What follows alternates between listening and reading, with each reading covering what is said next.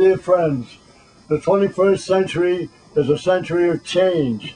The change is equivalent to what happened some 400 years ago when feudalism was being displaced by the development of industry and the development of capitalism. There was a major change in the politics, a major change in national development. And we are now going through major changes taking place in economic development, economic structuring, and in human relations that go along with the economic structuring.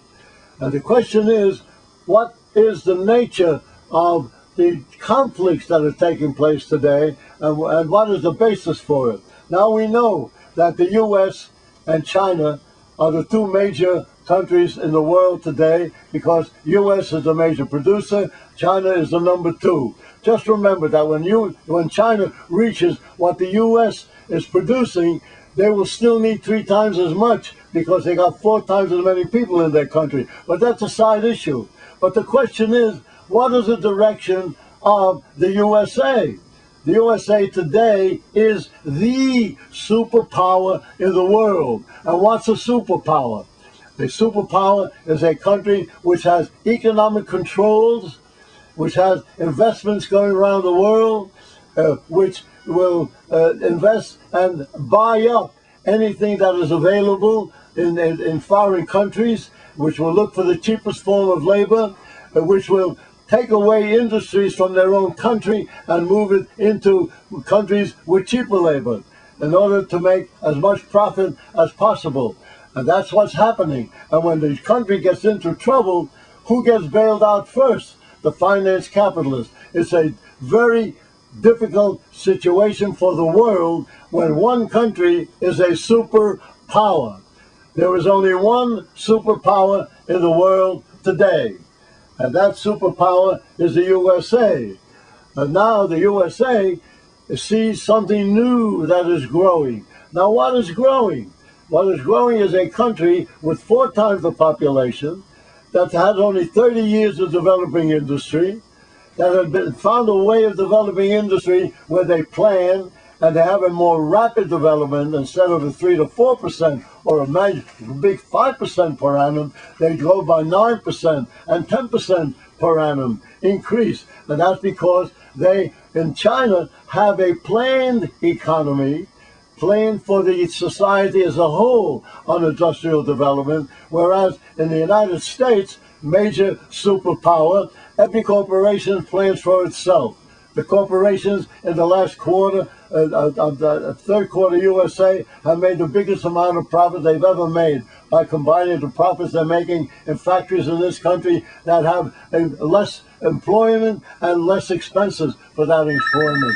And on the other hand, forgive my telephone, on the other hand, so we have the situation in which the United States capital also sends the industries into cheaper labor countries, which has resulted in additional profitability. The result is that in the third quarter of this year, they made $1.658 trillion in just those 3 months, combining the extra profits they're making in this country plus the more than extra profits they're making in foreign countries, a rate of exploitation which is extremely high in the middle of what we all know is an economic problem for all the countries around the world, including our own country, where we haven't solved the labor problem. That's a superpower, which means a power that uses everything in the power of money, and if they don't get what they want, they also use the power of the military. A superpower is not only economically powerful, but also militarily prepared to go after and take what they think they can take, that they cannot take in a normal way. They will take it in a military way. And this is the big problem we have. And so how does this superpower deal with other countries? How does it deal specifically with China? Well, in this country, all they think about is superpower. So if China is developing and developing rapidly and developing with other developing countries because they are only 30% developed, and if they are developing together, as a force in the world in general, not just China, but China is a center for this development of developing countries. And if they continue to develop as they are and find ways of working together instead of fair trade, which helps privatization, to have free trade. When they get into trouble and there's too much export or import between China and other countries, what China does now, and they started it this year, is a special contract called a purchasing contract, which commits China to purchase from the countries where they have to rebalance the trade, and they purchase from them in order to give the equal advantage to both countries. Now, that is not superpower operations. That is an operation of fair trade, and it represents something that can be done with a country that is planning as a whole. They are planning in their country with private capital. They're planning in their country with social capital. That is the capital in their own hand. 20% is socially owned. 60% is privately owned in China. And so everybody is making their profits as they should and accumulating. And they have some very wealthy people that develop in China who are beginning to export their capital and to build up various resources that China needs and exchange with the countries that are developing. Now, a superpower doesn't do that. A superpower just grabs and takes. Our president went over to India. He promises India that if India works with the United States in an alliance which is against China, which is the big superpower, that they will try to get them a seat in the United Nations. Well, it just happens that a couple of days ago, the Prime Minister of China was in India at an institution of learning, and he made a speech in which he said simply that China would like to work together with India in the development of the undeveloped part of the world as allies in that, and particularly building up the Asian areas. Now, that's not the talk of a superpower, because that is the talk of someone who wants to work together with other countries and to deal with them with all kinds of policy decisions that take place where there's a problem instead of going to war. The major difference between the superpower under capitalism and a major economic power, which China is becoming, under the development of a new relationship. There are two things happening in the world, and one is the relationship of the countries that are developing together, and the other is the superpower control that is trying to buy up the rest of the world.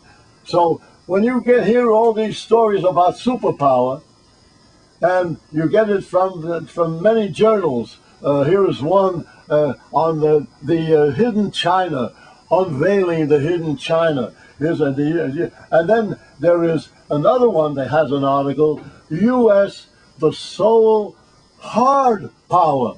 Instead of super, they're using the word hard. Well, China is not a hard power, if that's the substitute for a superpower. Now, don't be fooled. There is competition between China and the United States. Yes, like any competition where there is trade. But the competition from the point of view of China is for a peaceful competition. They don't need a war to expand. They don't need a war to help other countries with their own investments. They don't need a war to go into Africa and help many of the countries. They don't need a war to work together with the countries in Latin America. They don't need a war to set up BRIC, which is Brazil, Russia, India, and China, that was developed last year, and our president went over to India a few weeks ago in order to break that up.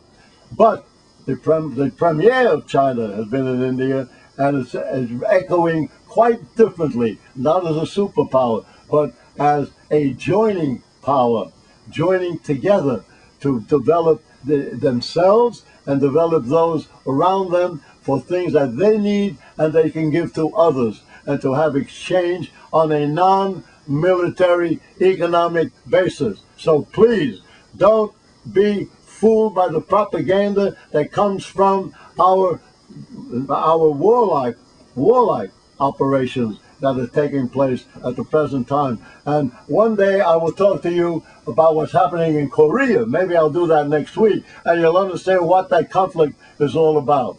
So thank you very much. Today we settled that China is not developing as a superpower as in the new generation for for the next 100 years. But this century, China will develop as a major economic power in the world, and not bulldozing and superpowering itself on top of the smaller nations. I thank you very much.